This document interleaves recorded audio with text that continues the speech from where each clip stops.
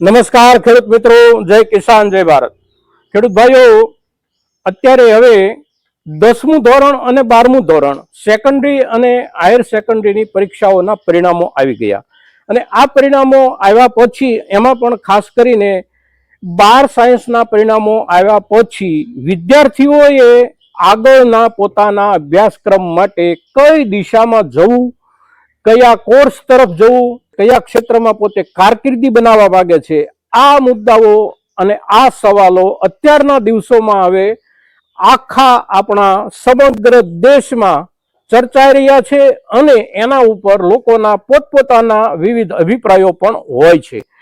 આપણે આજે જે ચર્ચા કરીએ છીએ એ આપણા ખેડૂત પરિવાર અને ખેડૂત સમુદાયના જે કોઈ બાળકો છે, વિદ્યાર્થીઓ, એમને ધ્યાનમાં રાખી અને આપણે ચર્ચા કરીએ છીએ અને આપણા ખેડૂત પરિવારના વિદ્યાર્થીઓ પોતાની કારકિર્દી ખેતીના ક્ષેત્રમાં કેવી રીતે સારામાં સારી બનાવી શકે અને એને માટે કામ કરતી જે કોઈ સંસ્થાઓ હોય એ સંસ્થા પૈકી ખૂબ પ્રતિષ્ઠિત સંસ્થા આપણી ગુજરાતની જે છે એ પ્રતિષ્ઠિત સંસ્થા એટલે લોક ભારતી વિદ્યાપીઠના નામે જે અત્યાર સુધી ઓળખતા હતા આપણે, એ હવે લોક ભારતી યુનિવર્સિટીના સ્વરૂપમાં પરિવર્તિત થયા પછી અહીંયા અભ્યાસક્રમો કેટલા ઉપલબ્ધ છે અને કયા વિદ્યાર્થીઓ પ્રવેશ કેવી રીતે મેળવી શકે છે અને પ્રવેશની પ્રક્રિયા શું છે, પ્રક્રિયા પછી દાખલ થાય અને વિદ્યાર્થી અભ્યાસ કરે દરમિયાન એને એકંદર ખર્ચ કેટલો લાગી શકે છે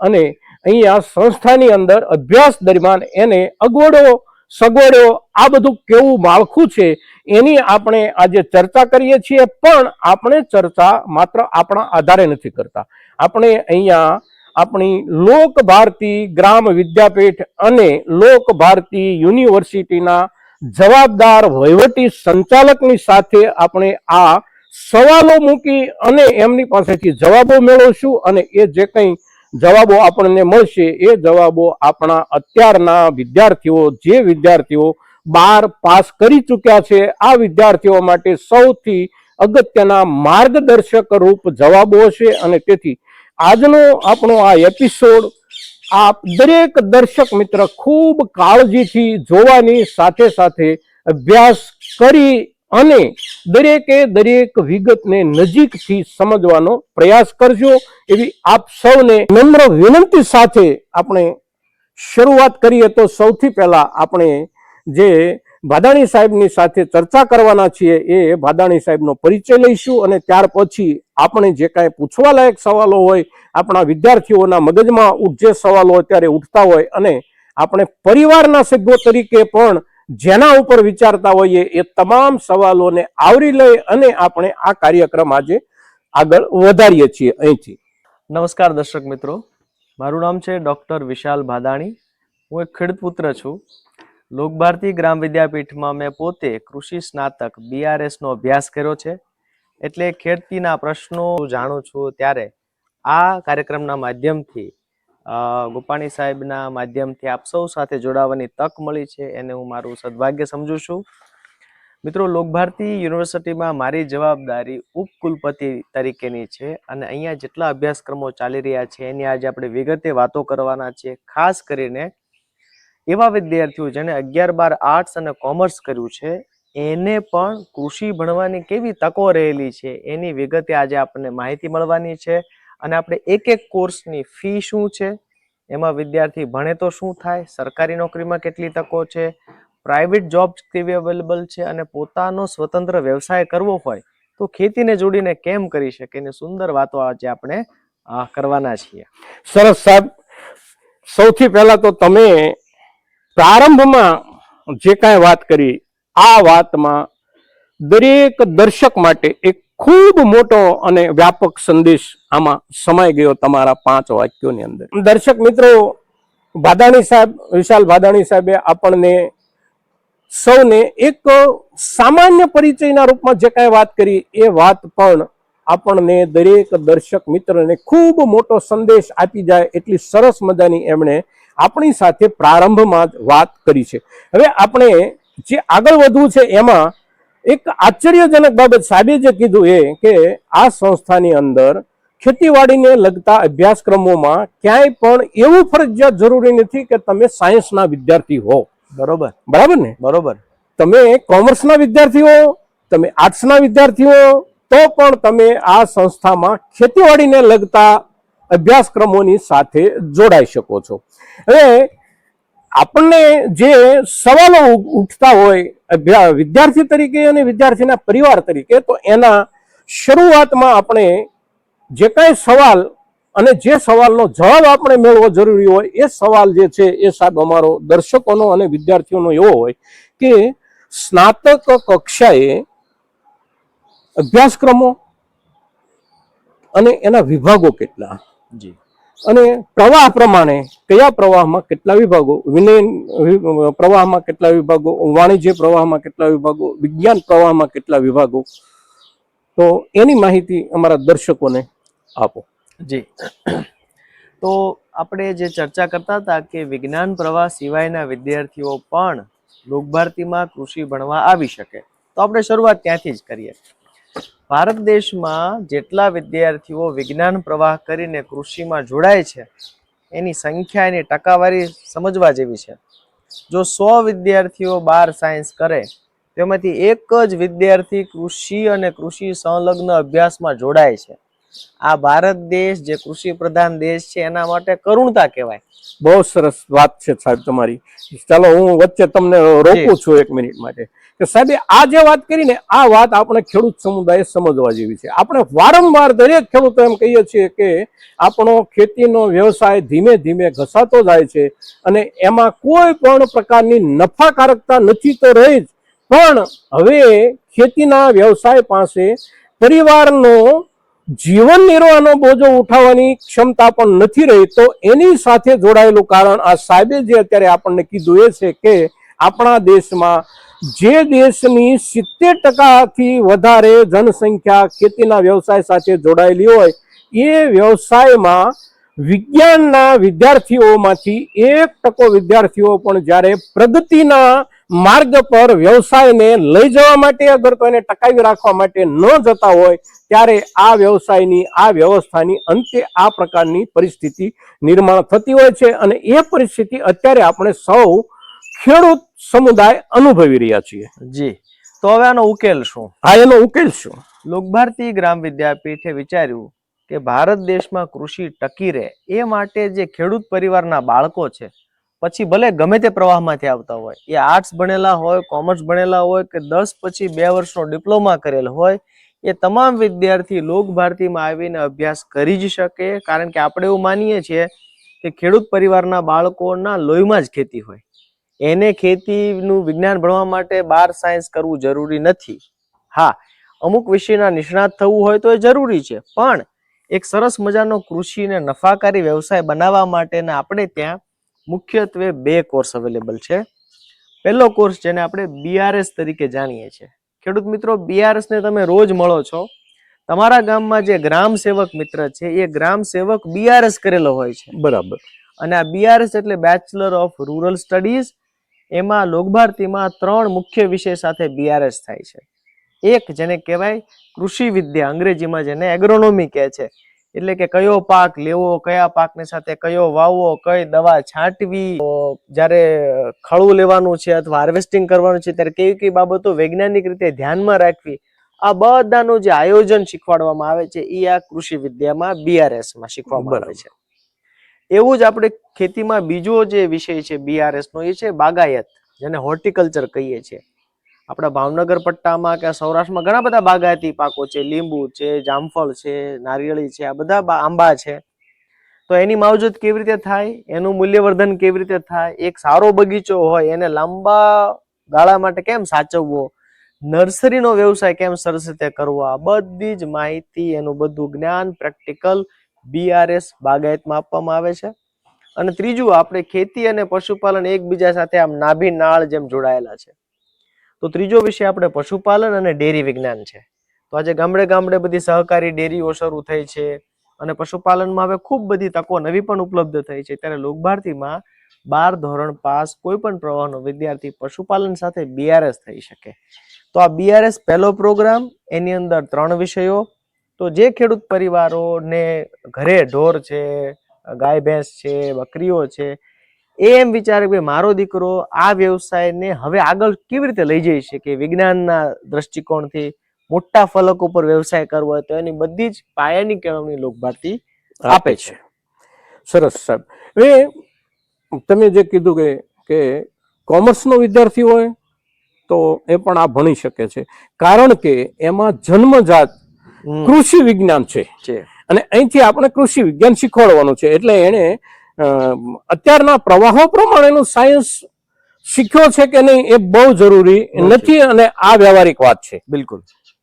પણ માત્ર વિજ્ઞાન પ્રવાહનો જ વિદ્યાર્થી હોય અને વિજ્ઞાન પ્રવાહના વિદ્યાર્થીને જ સ્નાતક થઈ શકવા માટેની જે કાંઈ અહીંયા અભ્યાસક્રમની પ્રક્રિયાઓ હોય એમાં કયા અભ્યાસક્રમો કે ભાઈ વિજ્ઞાનનો જ વિદ્યાર્થી છે ને એને વિજ્ઞાન પ્રવાહમાં જ સ્નાતક થવું છે? બરોબર છે, બહુ સરસ પ્રશ્ન છે. તો ખેડૂત મિત્રો, જે આપના કોઈ સંતાને દીકરો હોય કે દીકરી હોય 12મા ધોરણમાં બી ગ્રુપમાં, એટલે કે બાયોલોજી વાળા ગ્રુપમાં, જીવ વિજ્ઞાનના ગ્રુપમાં જો 12 ધોરણ પાસ કર્યું હોય તો એના માટે લોકભારતીમાં છે બીએસસી માઇક્રોબાયોલોજી.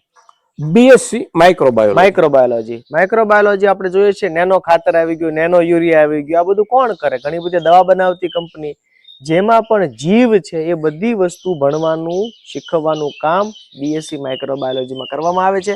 એમાં ખેતી પણ સંલગ્ન છે. પાછું ખેતી છૂટી જતી નથી.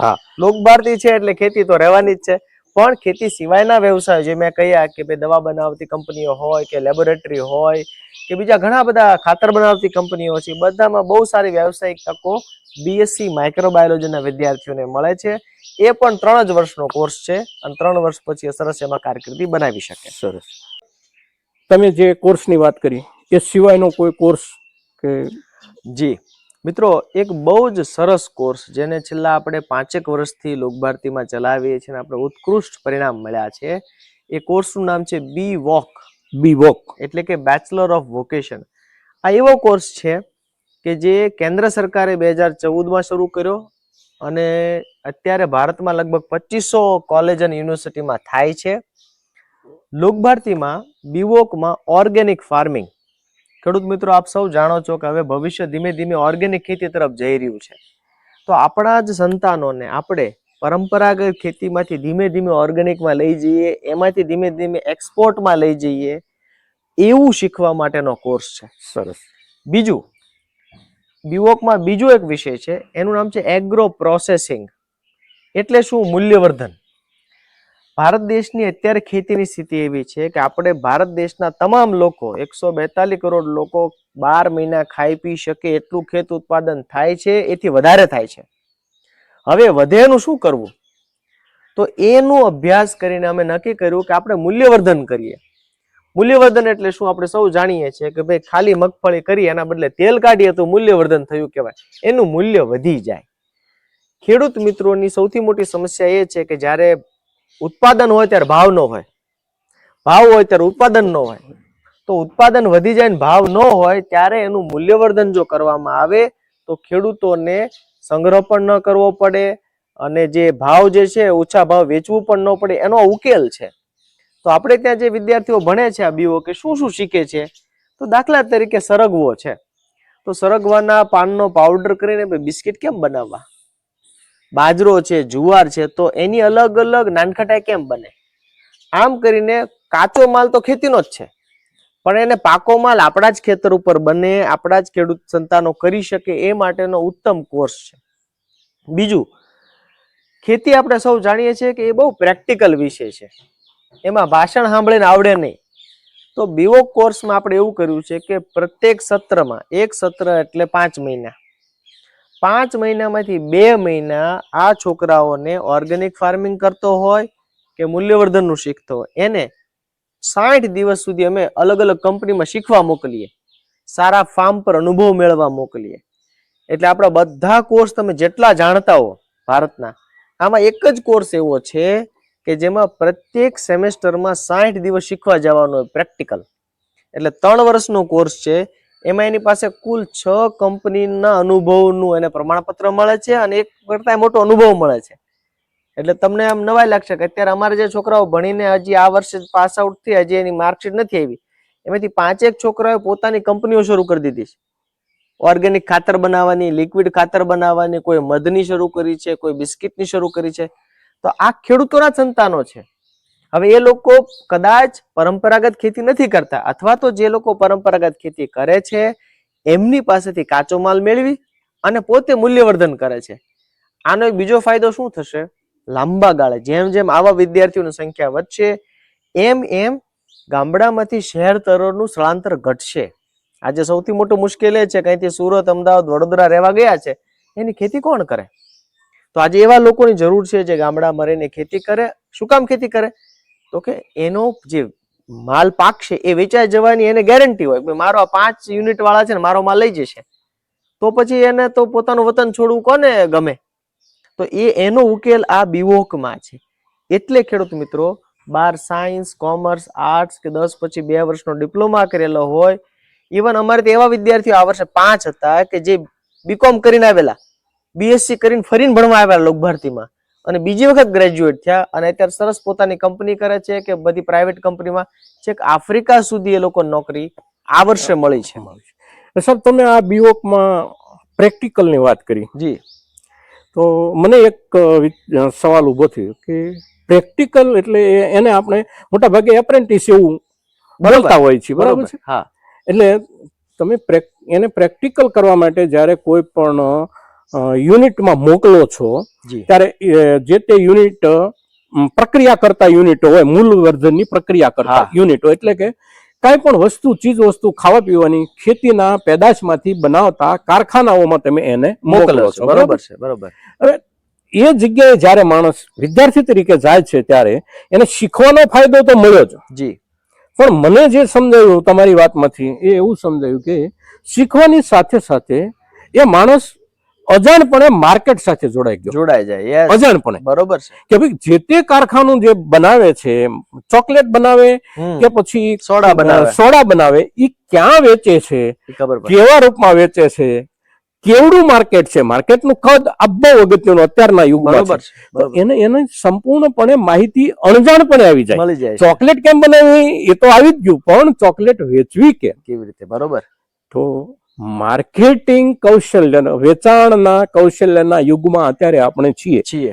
વેચાણનું કૌશલ્ય એકંદર પરંપરાગત ખેતી કરતા લોકો પાસે એટલું બધું નથી જેટલું જરૂરિયાત છે. બરોબર. તો એ જે જરૂરિયાત છે એટલું માર્કેટ એક્સપર્ટનેસ આનાથી આવી જાય. અને એ જે માર્કેટ એક્સપર્ટનેસ આવે છે એની સાથે સાથે એક બીજું મને જે સૂઝે છે કે સંસ્થામાંથી જેટલા વિદ્યાર્થીઓ ગયા, કોઈ ફેક્ટરીમાં ગયા અને ત્યાં એને 1 મહિના માટે તાલીમ લીધી, તો વિદ્યાર્થી જે છે એની ખરેખર ક્ષમતા કેટલી છે એનું મૂલ્યાંકન જે તે કારખાનું પણ કરે છે. અને એ કારખાનું એનું મૂલ્યાંકન કર્યા પછી એને પણ કુશળ માણસોની તો જરૂર છે. તો ઘણી વખત એવું પણ બની શકે કે શીખવા ગયેલાને ઓફર કરવામાં આવે કે તમે અમારી સાથે કામમાં જોડાઈ જાઓ. 50%. અત્યારે અમારા જે છોકરાઓ જે શીખવા જાય છે એને 50% ત્યાંથી જ ઓફર કરે. ત્યાંથી એને ઓફર. આપણે દાવત સોડા છે જે આપણે પીએ છીએ, જીરા સોડા, તો ત્યાં છોકરાઓ શીખવા જ ગયેલા અને છોકરાને કીધું તમારું કામ બહુ સારું છે, તમે બહુ નિષ્ઠાથી કામ કરો છો, અહીંયા આવી જાઓ ભણીને તરત. હા, તો એ બધા છોકરા ત્યાં ગયા જ છે. એવા ઘણા બધા અમારા, તમે કહો છો સાચી વાત છે. એટલે આવા જે કેમ્પો થાય છે અને કેમ્પોમાંથી માની લો કે આઈઆઈએમ કર્યું, તો આઈઆઈએમ કર્યા પછી એના કેમ્પમાં જઈને બેસવાનું અને કોણ લઈ જાય છે એના જેવી આ પ્રક્રિયા થઈ ગઈ. પણ વગર કેમ્પે તમે શીખવા ગયા અને તમારી શીખવાની ક્ષમતાના આધારે જે તે કારખાનું કે જે તે માર્કેટિંગ યુનિટે તમને તમારી કુશળતાના આધારે કામની ઓફર કરી. અને આવું ઘણી વખત બનતું હશે અને બનશે. હજી મને એવું લાગે કે આનાથી પણ વધારે સારી રીતે આગળ બનશે. અત્યારે આપણે જયારે વાત કરી રહ્યા છીએ ત્યારે ઓફિસમાં મોરબી ડેરીનું ઇન્ટરવ્યુ ચાલે છે. બરાબર. હવે તમે જુઓ કેટલી ડિમાન્ડ છે. તો કે જે વિદ્યાર્થીઓ પશુપાલન ને ડેરી વિજ્ઞાન ભણ્યા છે એવા વિદ્યાર્થીઓનો એને ડેટા મંગાવ્યો. તો અમે 20 છોકરાઓ જે બાકી હતા જોબ એને મોકલ્યો. પછી કે અમે ઇન્ટરવ્યુ લેવા માટે લોકભારતી આવી. અમે કીધું આવો. એમને ઇન્ટરવ્યુ લેવામાં વાર લાગી તો 20 માંથી 13 તો બીજે લાગી ગયા. બરાબર. અત્યારે ઇન્ટરવ્યુમાં ખાલી 7 જ આવ્યા છે. તો એટલી ડિમાન્ડ છે આ ક્ષેત્રમાં. મારે એ કેવું છે કે કૃષિ હોય, ગોપાલન હોય, બાગાયત હોય, બધામાં ખૂબ શક્યતાઓ છે. લોકભારતીમાં ભણેલા કોઈ પણ વિદ્યાર્થી હોય એ ક્યારેય બેકાર શા માટે નથી? કારણ કે જગતનો સૌથી મોટો ઉદ્યોગ કૃષિ છે. 3 ટાઈમ જમવાનું જોઈએ છે. તો એની આસપાસ કંઈ પણ શીખવાડવામાં આવે, જે તમે વાત કરી કે ભાઈ એને જ્યાં શીખવા જાય છે માર્કેટનો પરિચય થાય છે. કોઈ પણ યુનિવર્સિટી ભણાવતી હોય તો એનો અભ્યાસક્રમ છે ને એ માર્કેટ કરતા 4-5 વર્ષ પાછળ હાલતો હોય.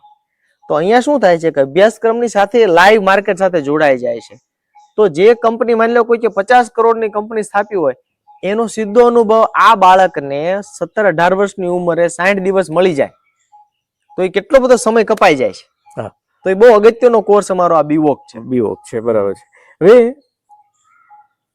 પ્રવેશ પ્રક્રિયા જી આપણી શરૂ ક્યારે થાય આને માટેની, અને એનો પીરિયડ કેટલો હોય? જી મિત્રો, આપણે 12મા ધોરણનું રિઝલ્ટ આવે એટલે 2 દિવસ થયા. આપણે ત્યાં 2 દિવસથી પ્રવેશ પ્રક્રિયાઓ શરૂ થઈ ગઈ છે. આ પ્રવેશ પ્રક્રિયા સંપૂર્ણ ઓનલાઈન છે. બરાબર. એટલે કે જે વાલી, આપણે તો આખા ગુજરાત અને ગુજરાત બહારથી પણ આવે છે, મહારાષ્ટ્ર, રાજસ્થાનથી પણ વિદ્યાર્થીઓ આ બધું ભણવા અહીંયા આવે છે. તો અત્યારે હવે ધીમે ધીમે ખેતીની સિઝન શરૂ થશે એટલે વાલીઓને અનુકૂળતા હોય ન હોય તો આખી પ્રક્રિયા ઓનલાઈન છે. લોકભારતી university.edu ગૂગલ ઉપર કોઈ નાખે, ખાલી લોકભારતી યુનિવર્સિટી નાખે તો પણ એની વેબસાઇટ ઉપર આ ફોર્મ અવેલેબલ છે. એમાં વિદ્યાર્થી એક પોતાની વિગત ભરતો જાય, માર્કશીટ અપલોડ કરે, LC અપલોડ કરે, એમ એની આખી પ્રક્રિયા ઓનલાઈન થઈ શકે. પરંતુ કોઈ વાલી ઈચ્છે કે ભાઈ અહીંયા અમારે હોસ્ટેલ જોવા આવવું છે, ક્લાસરૂમ જોવા આવવું છે, લેબ જોવા આવવું છે, તો અઠવાડિયાના 7 વાર 8 વાર આપણે બધું જ ખુલ્લું હોય છે અને કોઈ પણ સમય વિદ્યાર્થી કે વાલી આવી શકે છે અને ફોર્મ ભરી શકે છે. હવે જે આ કોર્સિસ આપણે કીધા, તો એની પ્રવેશ પ્રક્રિયા શરૂ થઈ ગઈ. જી. હવે પૂરી ક્યારે થાય, એની તારીખ કઈ પૂરી થવાની? સામાન્ય રીતે આપણે એવું છે કે બધા અલગ અલગ બોર્ડના રિઝલ્ટ વહેલા મોડા આવતા હોય છે.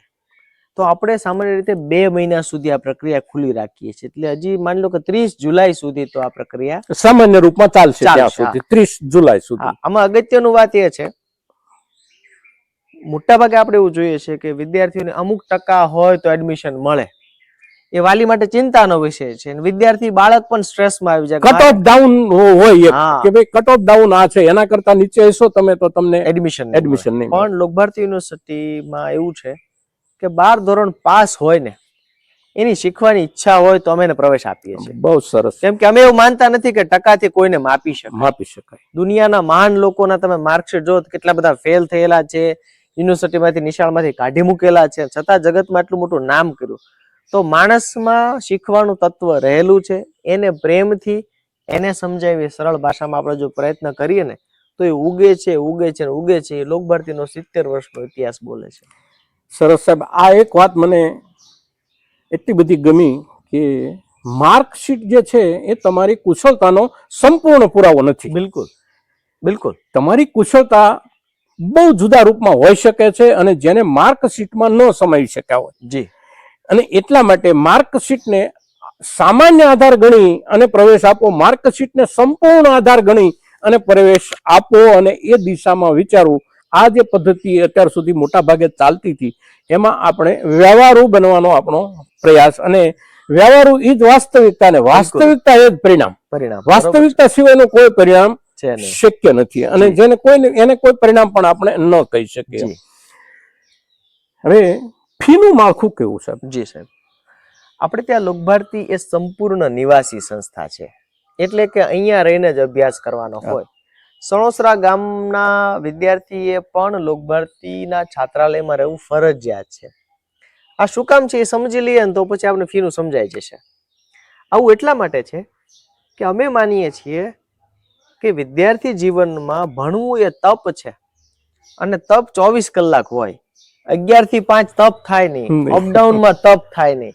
આપણે જોઈએ છે સમાજમાં આજે કેટલા બધા વિદ્યાર્થીઓ વ્યસન કે બીજા ઘણા બધા ખોટા રવાડે ચડી જાય છે, કારણ કે એને કોઈ સતત જોવા વાળું નથી, અને એ તો ઉર્જાવાન છે એટલે એની ઉર્જા તો ગમે તે દિશામાં જતી રહે.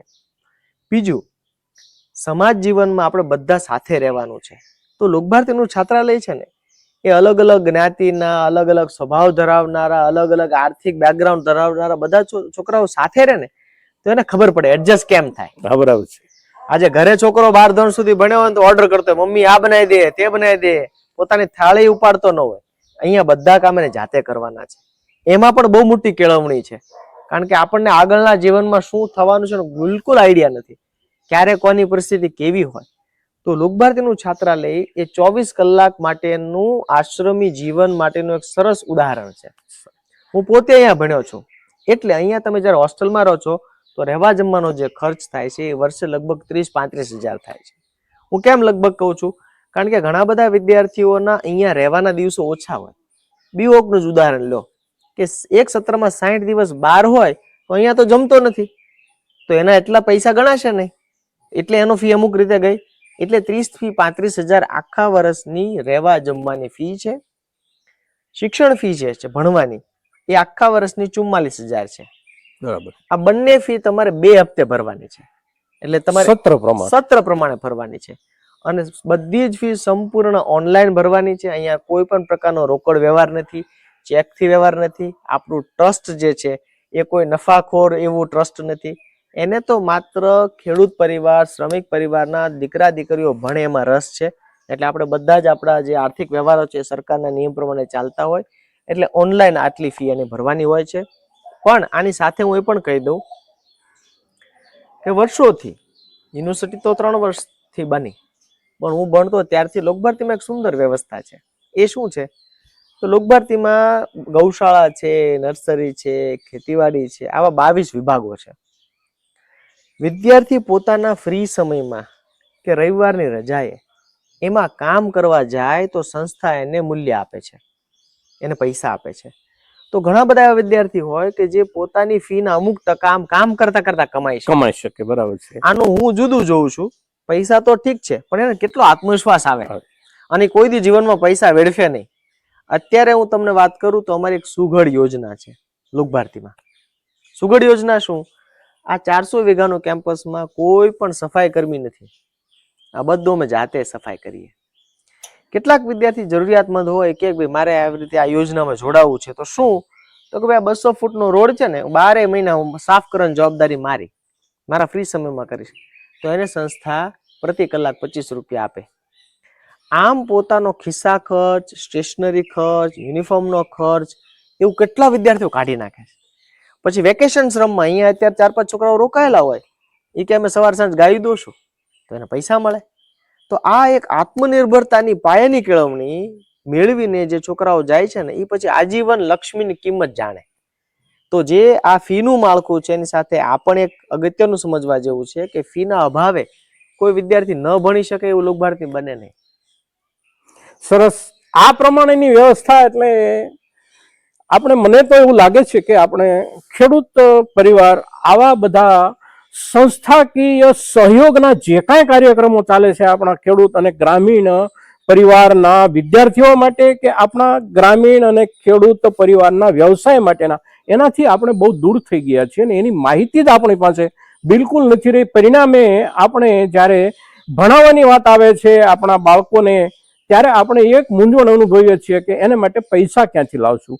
તો આપણા પરિવારના બાળકો ખરેખર પોતે નાનો મોટો શ્રમ કરવાની જો તૈયારી બતાવતા હોય તો સાહેબે જે પ્રમાણે કીધું એમ કોઈ વિદ્યાર્થી ઉત્સાહિત હોય અને સારી રીતે કામ કરવા માંગતો હોય તો મને એવું પણ લાગે છે સાહેબ કે સંપૂર્ણપણે ફી આમાંથી ઊભી કરી શકે વિદ્યાર્થી. તમને એવા દાખલા આપી શકું. કારણ કે 12 વર્ષે 12મું ધોરણ પાસ કર્યું વિદ્યાર્થી એટલે 17 વર્ષની એની ઉંમર થઈ.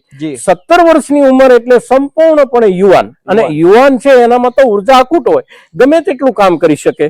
કારણ કે અમે 17 વર્ષની ઉંમર જયારે હતી ત્યારે અમે જે કામ કરતા હતા એ તો 18 કલાક કામ કરતા હતા. બરોબર બરોબર.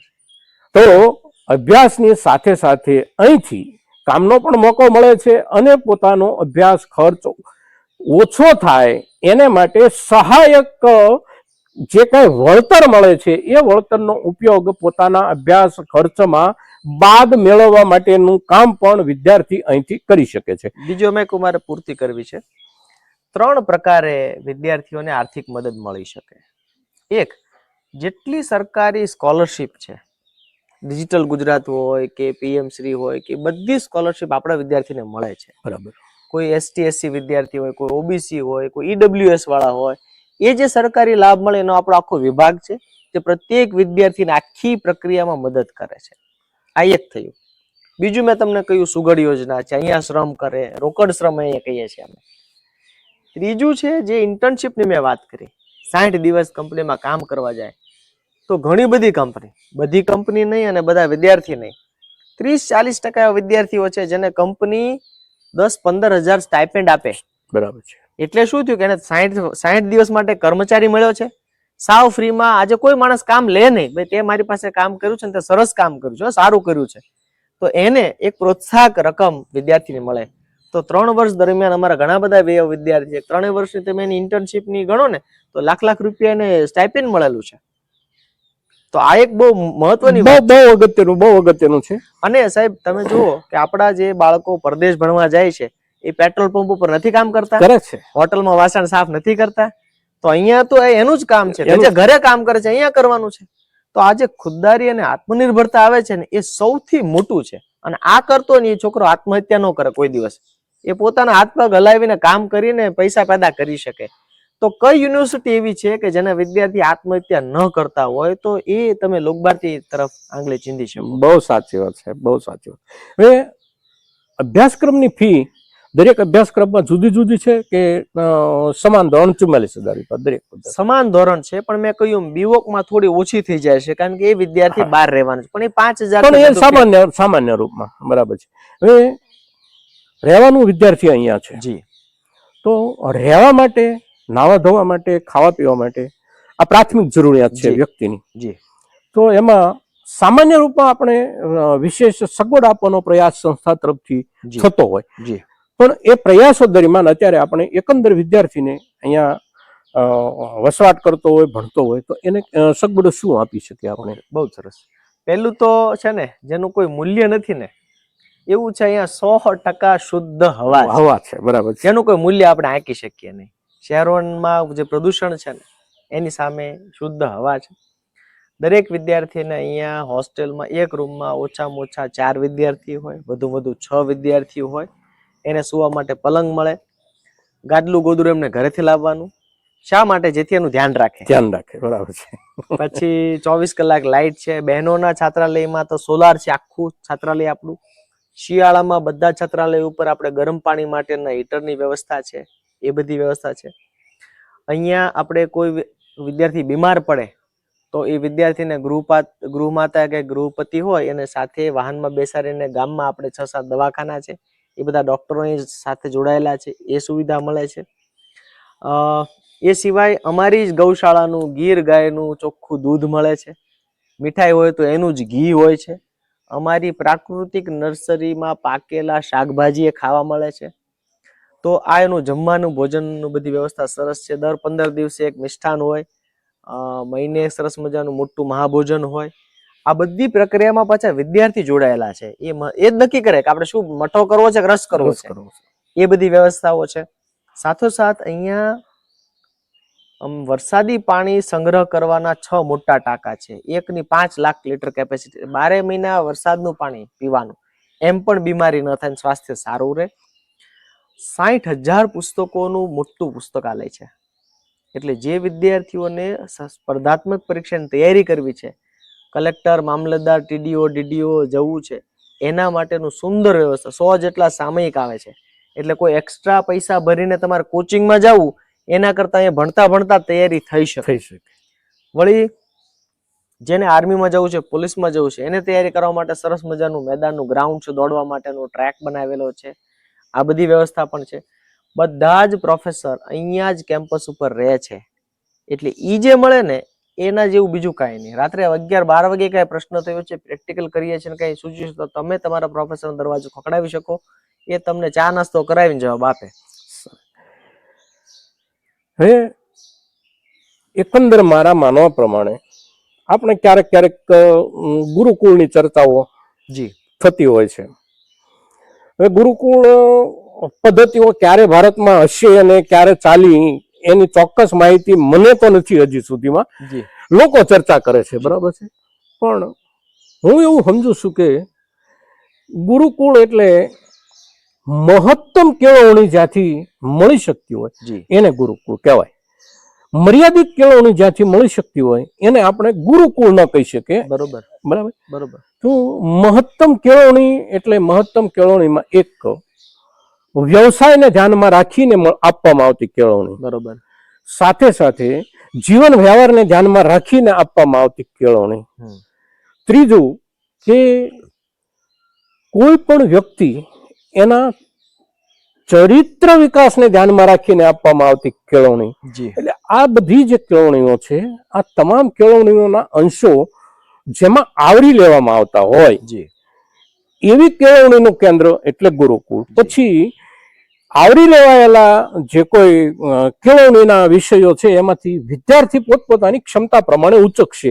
કેટલુંક છૂટી જશે અને કેટલુંક ઉચકશે. અને સ્વાભાવિક રીતે માણસ દરેક વસ્તુ કાયમ માટે ઉચકી નથી શકતો, કેટલુંક છૂટી જાય. પણ કશુંક ને કશુંક વિશેષ અહીંથી લઈને જાય વિદ્યાર્થી, તો બાકીની જે કાંઈ સંસ્થાઓ ચાલતી હોય કે જેના ઢોલ નગારા વાગતા હોય, જેની ખૂબ મોટી જાહેરાતો થતી હોય, ખૂબ મોટી ફી લેવામાં આવતી હોય જાહેરાતોના આધાર ઉપર, અને એવી જે કેળવણી આપતી સંસ્થાઓ કહેવાય છે કે શિક્ષણ સંસ્થાઓ કહેવાય છે, એની સરખામણીમાં જીવનને ધ્યાનમાં રાખી અને વિદ્યાર્થી અહીંથી વિશેષ લઈ જતો હોય એવું તમને શું દેખાય છે? વધારાનું વિશેષ લઈ જતો હોય? બહુ સારો પ્રશ્ન છે, કારણ કે હું અહીંનો વિદ્યાર્થી છું એટલે મને શું મળ્યું એ હું એકદમ આધારભૂત રીતે કહી શકું.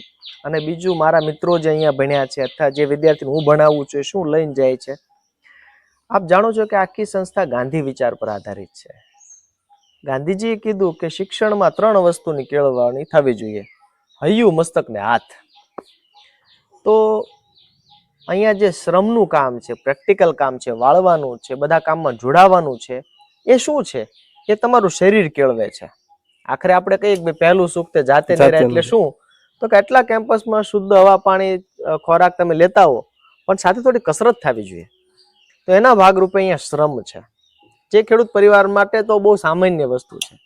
તો વિદ્યાર્થીને પોતાના છાત્રાલયની સફાઈ સોંપવામાં આવે. દર સોમવારે અમારે આખા કેમ્પસની સફાઈ થાય. તેમાં 2 વસ્તુ થાય: શ્રમ તો થાય, પણ એને એમ થાય કે કોઈ પણ કામ નાનું નથી. ભવિષ્યમાં પોતાના ઘરે કોઈ માણસ કામ કરવા આવે ને તો એને પાણીનો ગ્લાસ આપશે, એને જમાડશે. આ જે હૃદયની કેળવણી થાય ને બહુ અગત્યની છે. સમાજમાં વાડાઓ ઊભા ન થાય. એટલે આ એના શરીર માટે થયું.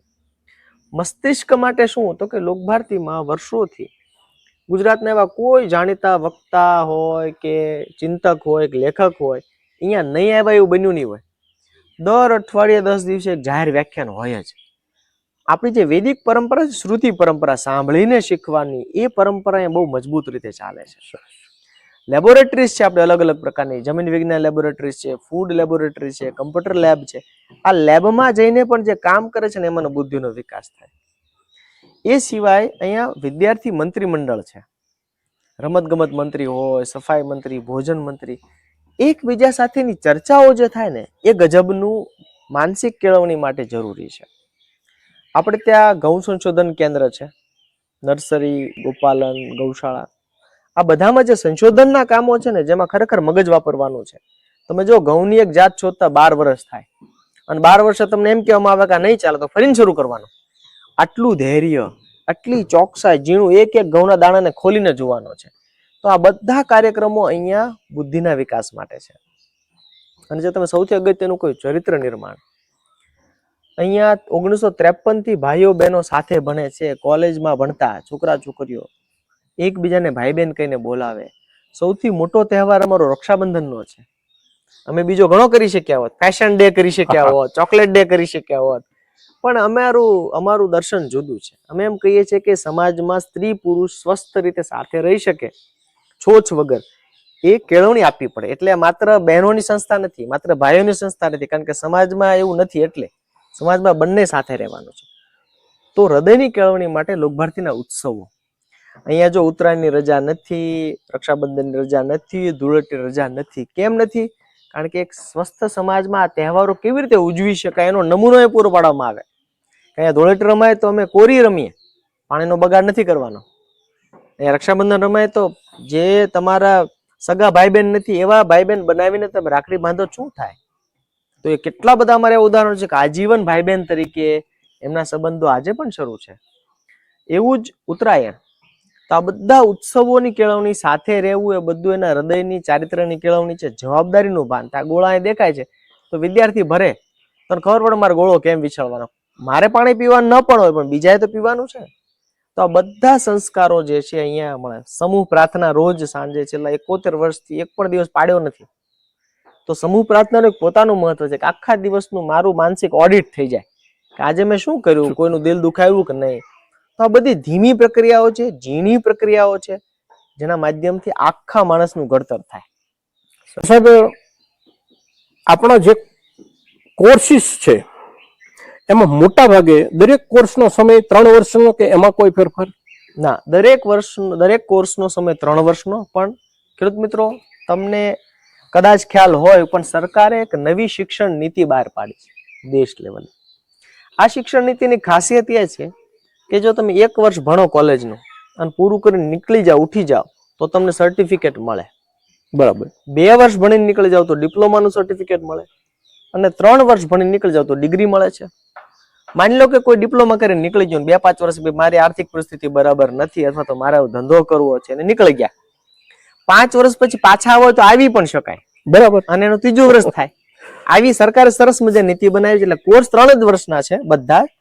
2 કોર્સ જે પૂરક મારે કહેવા જોઈએ, જે દીકરીઓ માટે અમે એક નવો કોર્સ શરૂ કર્યો છે, બીકોમ, જે માત્ર બહેનો માટે. કેમ? કારણ કે વાણિજ્યના વ્યવસાયમાં ઘણા બધા એવા કામો છે જેમાં બહેનો સરસ કામ કરી શકે. તો એ 12 કોમર્સ પાસ બીકોમ કરવા માટે અહીંયા આવી શકાય.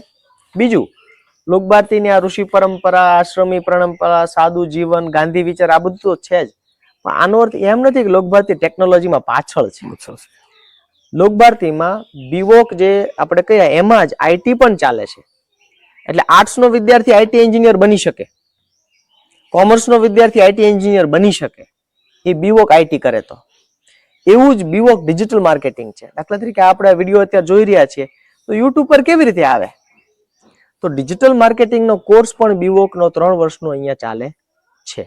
તો જે ખેડૂત મિત્રો એવું ઈચ્છતા હોય કે ભાઈ મારા સંતાનો કૃષિ તો કરે જ પણ સાથે સાથે આ પણ શીખે, તો એ પણ સુવિધા અહીંયા ઉપલબ્ધ છે જ. કુલ મળીને ખેડૂત સમાજ ભારત દેશનો એ પોતાના મૂળને છોડ્યા વગર પાંખવાળો થવો જોઈએ, ઉડી શકવો જોઈએ, વળી પાછા પોતાના મૂળ સાથે જોડાવવું જોઈએ. એ આપણો એક નમ્ર પ્રયાસ છે.